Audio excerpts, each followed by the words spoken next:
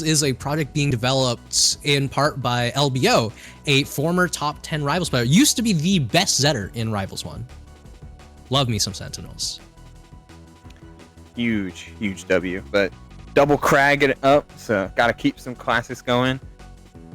Let's see how it unfolds here.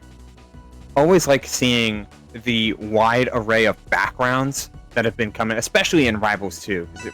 For a while, it always felt like every platform fighter had its own like pocket, but Rivals 2 is blending everyone and every community under the sun, from Melee to Ultimate players to Rivals 1 players to multiverses, Nick stars, like P+, HDR, like whatever platform fighter you played before, you vibe a little bit with Rivals 2.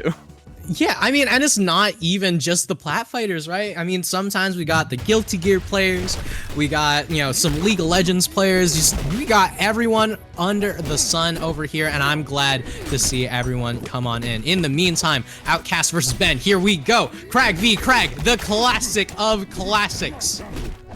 Outkast being the one in red, Ben being the default color, in case you cannot tell by the overlay, which is well implemented both in Rivals and by our lovely producer, Cyberneck Maniac. Let's see how game 1 tends to fall. It's a solid start with the edgeguard there from Outkast, a long experienced Kragg player in his own right. Yeah, in the most recent season also hit top 50, so pretty happy that his main is back in Rivals 2. Gonna be able to make some crazy things happen. Looks for the up air, going to get it, but not the kill just yet. Because right now, triple digits on both these players. The aerial down B from Ben, gonna be able to do it, and we're not gonna be building a house just yet, but instead, Down Strong gonna be taking one more life away from Ben.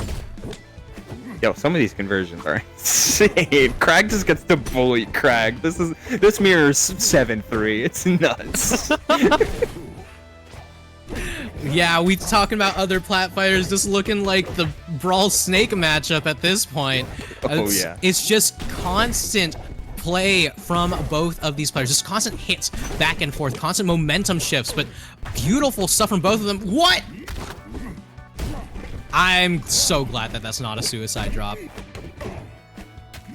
The gentleman, Ben, not far out of it, like playing catch up rather from the beginning, but is far from behind the 8-ball here. As long as he manages to close out the stock, you saw the up strong. It was getting ready anti, but just a little bit mistimed.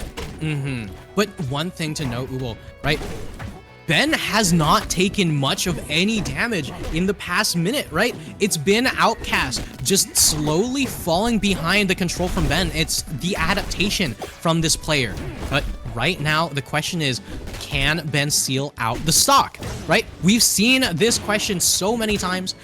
Can you get the early damage? The answer is always yes. Can you get the stock? The answer might surprise you. It's not always an easy one. Never is when it comes to a matchup that has this many moving parts in it. Both players' rocks and pillars could be out all at the same time. But it's Outkast starting to get the momentum back on this final stock, preparing a forward strong, yet it does not connect, does not even allow to go off. Ben's allowed to land though, the back air, not finding the forward air, and there is at least a throw, but the throw break, betting it all on that special pummel. It does not get him anywhere, and the down toss of the rock gonna interrupt the pillar spawn, and that'll be game 1 to Outkast. Yeah, beautiful stuff from Outkast, going to be able to deny the pillarless recovery there. And Ben on the back foot. Now, what I will say, right, is Outkast as a player, very, very strong, right? We've seen in Rivals 1 time and time again. One of the criticisms that people have had of Outkast play at times is that when he gets too comfortable, he can start to get a little bit flowcharty. right? And as we saw towards the latter half of that game, Ben started to adapt and started to really get back into control. So Outkast needs to make sure to stay super focused, to stay in control, to make sure that we're not going to be getting any crazy adaptations coming in from Ben. But for Ben, just keep doing what you've been doing. Just keep slowly downloading this player. If there's anything that players from very explosive games coming into any new fighting game learn, it's how to adapt quickly. And P+ is an explosive game with monumental punish games coming from the most inconspicuous of characters. So if Ben's able to adapt quickly and gain a lead, things can fall by the wayside really quick for Outkast. He's got to be sure to play within himself. Yeah, somehow the shards coming through, gonna be able to do a lot, and Outkast looks for the up tilt, not gonna be able to get it. Shield doing so much work in Rivals 2, but so will that F tilt. Oh boy. Oh boy. Wanting that second jab, sending a little bit too far though. Some recent nerfs to Kragg, making the chain grabs a little bit more difficult. Yeah, chain grabs across the board a little bit more difficult, but very much still doable if you get the right tech chases. But oh, beautiful placement with the pillar. Gonna be able to take Outkast off of that one and put him into a tough situation. Now the one down, a stock. Okay, Anti, it wasn't just me. That like pillar spawn and then break was like mad delayed, right? Yeah, maybe. It was just like, well, he spawned, he landed on it, he felt safe, and then it went away. Yeah, I mean, there's that little bit of, you know, projectile invincibility from Pillar right at the very beginning, but yeah, maybe it's a little bit of stuff with Unreal Engine. Sometimes new game is, oh, let's go, baby! Kragg, the mirror is so funny. I love this matchup. Oh, yeah. Oh my nowhere god, to go. I Literally love nowhere to go. Too. Just stuck between a rock and a hard place. And that's going to be game 2 going over to Ben.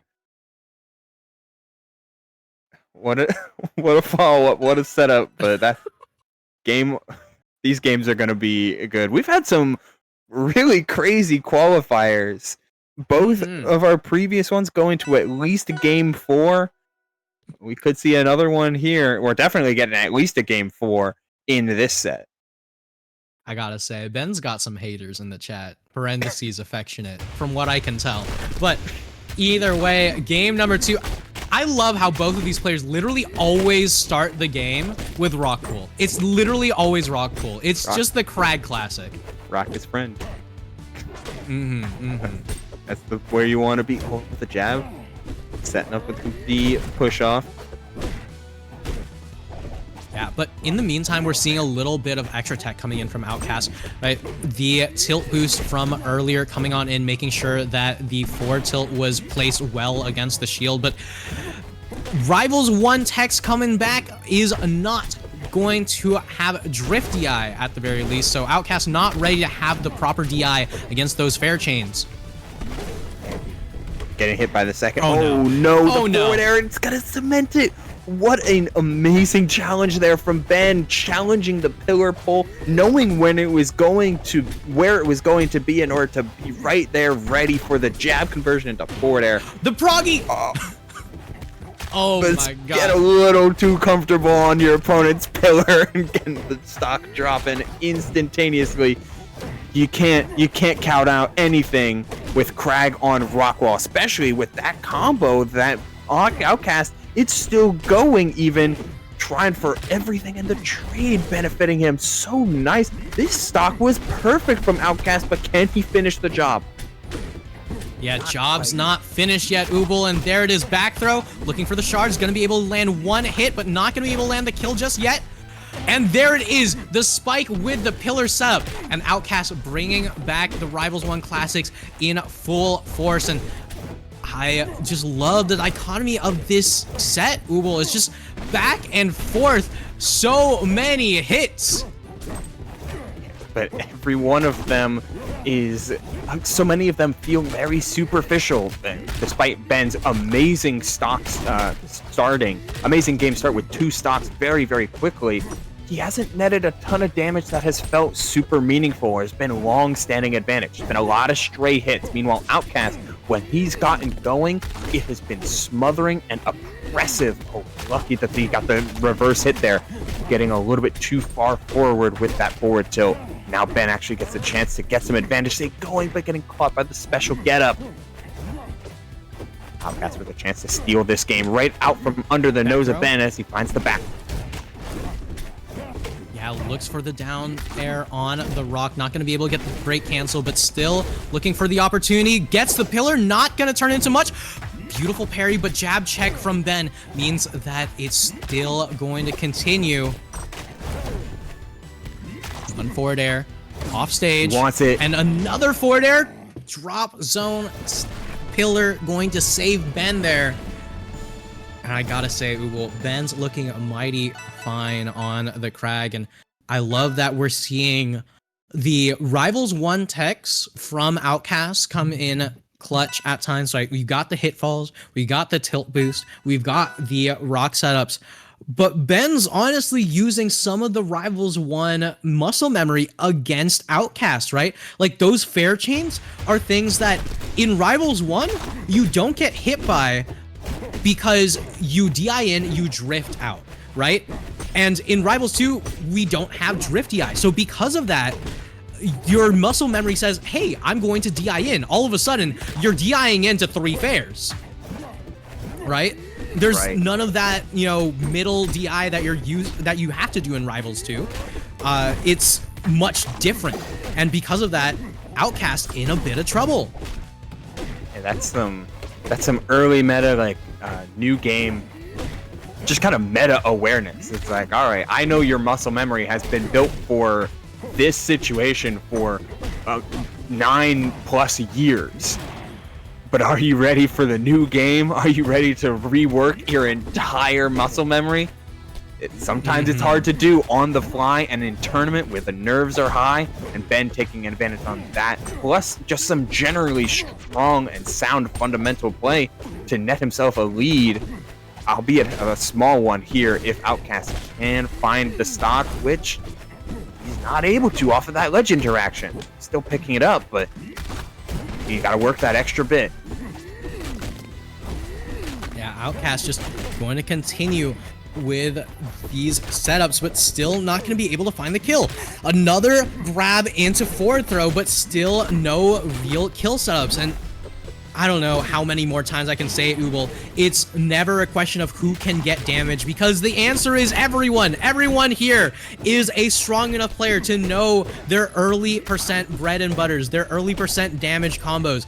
But the question is, who can really get the kills? Outkast has his way. This conversion might result in it, but instead it's the pillar into just the throw for Ben.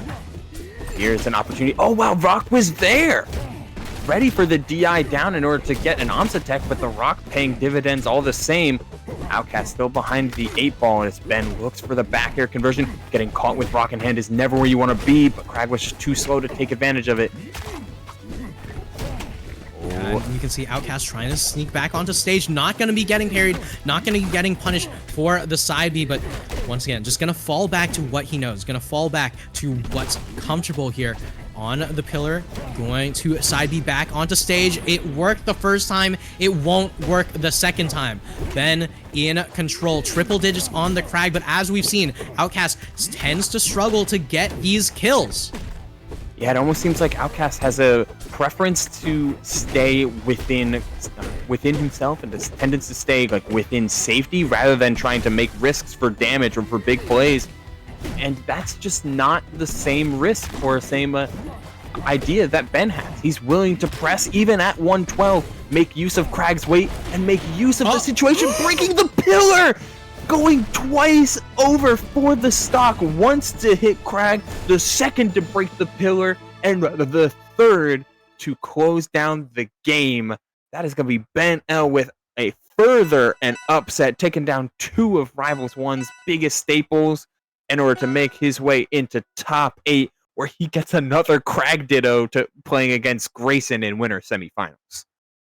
I gotta say, Ubel, that was brilliant. Using the pushback amazing. from the shield to edge cancel and then just use the nair on the pillar to get the cancel. And all of a sudden, now you having a stock lead isn't just a good thing. It means it's checkmate.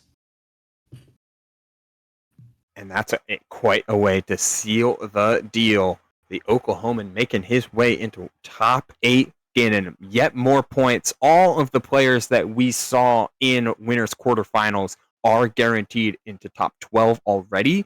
So they will all be gaining points in this little micro league that's going on here through from today until whenever Rivals 2 gets released. Dan, release date when.